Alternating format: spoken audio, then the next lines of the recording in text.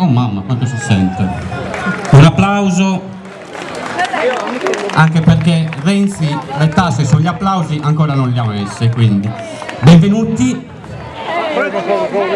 buonasera a tutti. Botida è felicissima di riproporvi anche questa sera la serata folk organizzata, il secondo applauso meritatamente va a loro, Comitato Sant'Antonio 2015. Nella persona, lo ricordiamo, del suo presidente giovanissimo anche quest'anno, Secchi Serafino. Ieri, per chi c'era, abbiamo sentito le note della modernità, ci siamo divertiti.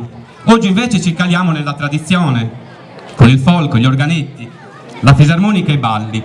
Però anche la più bella tradizione non può non scorgere uno spaccato nell'attualità, nella modernità. Lo sappiamo, il presente non è nulla senza i colori del passato, ma il passato non è nulla senza i colori del presente. Claudia Tilocca, e che colori? Forza Milan. Claudia Tilocca, Claudia Licheri.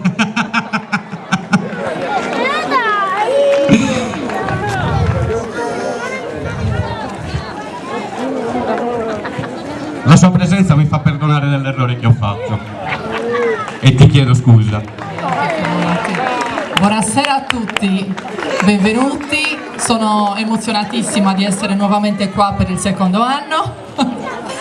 Un ringraziamento particolare va al Comitato di Sant'Antonio e a Gianfranco che mi ha voluto qui con lui e mi ha invitato. Non fa niente, figurati. Allora, questa serata si svolgerà all'insegna del folklore, quindi iniziamo subito a presentare coloro che apriranno questa serata. Sono proprio i padroni di casa. Gruppo folk Gocille Botida.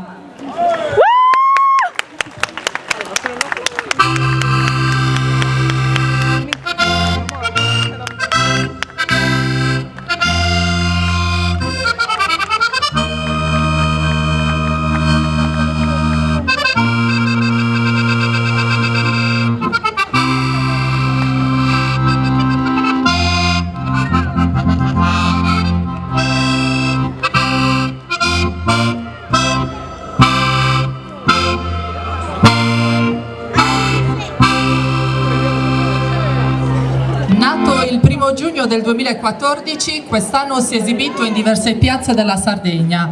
Sono accompagnati all'organetto da Luca Canu. Prima di tutto, prima che voi vi esibiate, so che c'è un desiderio. Avete, prego, Capitanati, una bellissima ragazza. Non dico il nome se non sbaglio. Allora, buonasera a tutti. Innanzitutto volevamo ringraziare il Comitato di Sant'Antonio di Botida per averci invitato. Stasera vi presentiamo due balli, su Basso Dorraesa a danza, e vi saluteremo qui su Ballo Gurrende, sperando di essere sempre in vostra compagnia.